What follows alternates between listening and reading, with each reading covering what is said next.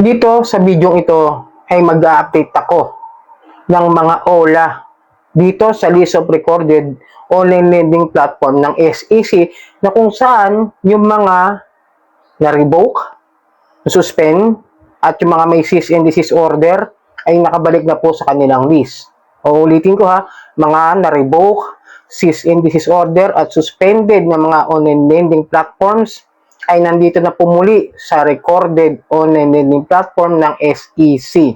Pero bago ang lahat, maglalambing po muna ako sa inyo na pakipollow po ang aking mga social media account, ang Facebook, TikTok at ang aking YouTube channel. At kung nakatulong sa inyong video ito, malaking tulong din po ang inyong pag-like, malaking tulong din po ang pag-share para sa aking mga channels. At para updated po kayo sa mga online lending apps na usapan, ay pakihit lang po yung notification bell. Disclaimer, ako po hindi nang hihikayat na mangutang kayo dito sa mga OLA at hindi rin po ako attorney. Ako po ay nagbibigay lamang po ng payo at nag-a-update sa kung ano ang mga nangyayari dito sa mga online victims community. At hindi rin para manghikayat o magkonsinti na huwag kayong magbayad ng mga utang dito. Pinapaalalahanan ko kayo maging maingat sa pag-utang at sinisilip ko ang kanilang proseso ng pagpapautang at ang proseso ng kanilang paniningil para magkaroon ako sa inyo na shared real experience kung paano ko hinaharap at kung paano nyo haharapin yung mga problema dito sa mga online lending apps. Simulan na natin tatalakayin. Ito po, list of recorded online lending platforms na updated po noong December 22, 2025. Last month lang po. Okay? At ito po yung mga online loan apps at online lending platform na nagkaroon ng revocation pero na-lifted na po. At yung mga na-suspend at yung mga na-cease and desist order. Ito po yung una sa ating complete list pong gagawin ko ha. Yung cash bill lending services ay nakabalik na po at may order of revocation was lifted under Finland. Ayan, pakita ko sa inyo, isa-isa yan. Ano yung sumunod?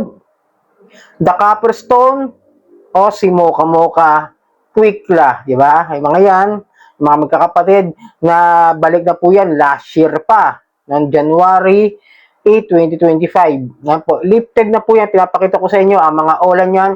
Peso Forest, Poco Cash, Blue Peso, Mocha Mocha, Peso Bupay, Load Cash, at Quickla. Okay? And then sumunod yung na-raid nung last January or February yata yun. Namin nakausap pa akong isa sa mga nakahuli o kasama doon sa mga nag-raid na tiga-paok, no? Na pagka-raid nila, natanggal na sa SEC, na-revoke na. But unfortunately, this is the Hyphen Lending Incorporation. Order of revocation was modified and lifted under SEC and bank case promulgated on November 27, 2025. So, wala pang isang taon, nakabalik na po at na-lift up na po yung kanilang revocation order dito sa Hyphen Lending na ang OLA ay Peso Wallet at ang Credit Cash. Ito po yung na-read ha, nung PAOK, nung first quarter ng ating taon nung last year. Then sumunod po, itong Just Smile Lending Corporation at yung OLA niya o yung online lending platform po is the Fresh Up. Order of revocation was modified and lifted under Finland resolution. Diba? Ang dami na po nakakabalik ng mga OLA na nare-revoke. Then ito po, Kayamo at Das Lending Corporation. Website po yata ito kasi www.kayamo.ph yung pangalan ng kanilang online lending platform. Na order of revocation was lifted under Finland. Okay, ayan po. Balik na po sila. So, they are legally operating through online. Okay? Sumunod, the Lucky Shell Fintech Lending Incorporation. Yung OLA niyan is yung Lucky Peso, My Pera at ang Mi Peso. Order of revocation was lifted under Finland Order number 2524. Okay? Then, ito naman may cease and desist order na nalifted na rin po. Ito po yung Second Pay Financing Incorporation, yung Easy Loan at yung MM Loan. SEC and bank case number, cease and desist order, lifted dated December 18, 2024. Medyo mas nauna lang ito. Then, sumunod po, yung Surety Cash Lending Investors na na-revoke dahil sa unfair debt collection practices. Noong February rin ito na-revoke. Tapos, nakabalik itong order of revocation lifted SEC Bank case number 425573. Okay? Nakakalungkot ng isipin, no? Na nakakabalik na sila. Then, yung suspension ng the Sumulong Financing Incorporation doing business under the name and style of GoPeso, PasPeso, and Funly. Ang kanyang online lending platform ay ang GoPeso. Yung kanyang suspension is na-lift na po ng Finland o ng Financing and Lending Department yata ng SEC. Okay? Yun lang po pagkakaintindi ko. Then, the Tekwang Lending Corporation.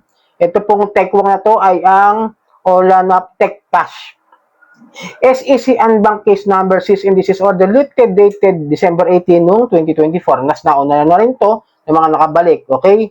Yan po yung complete list ng mga OLA na mayroong suspension, suspended, cease and desist order, at mga na-revoke. Kompleto na po yan galing sa SEC. Ngayon, kung gusto nyo silipin, yung mismong website ng list of recorded online lending platform ay ilalagay ko po sa aking description o kaya sa comment section. At tignan nyo na lang, kayo na pong bahala ang mag-judge kung ano po yung masasabi nyo dito sa ating comment section. No? Sabihin nyo yung inyong mga insights o inyong mga opinion o inyong mga point of view. Ako kasi, wala naman akong alam na dahilan o kung ano yung proseso ng SEC kung bakit nakakabalik yung mga OLA na yan na may mga complaint about sa mga unfair debt collection practices, especially, ulitin ko yung HIFIN, na revoke, na sampahan ng kaso, at ayun, di ba, na umabot pa nga sa korte, then pinatanggal, nung nakausap ko ng investigador, sabi, pagka-read, natanggal agad, yes, which is true naman, na revoke, nung natanggal talaga sa SEC list, but unfortunately, ayan na, hindi nga nadadagdagan ng mga bagong OLA dahil merong moratorium na binanggit diyan sa SEC list of recorded online platform. Ibig sabihin, wala nang pwedeng i-apply ng mga bagong online loan apps.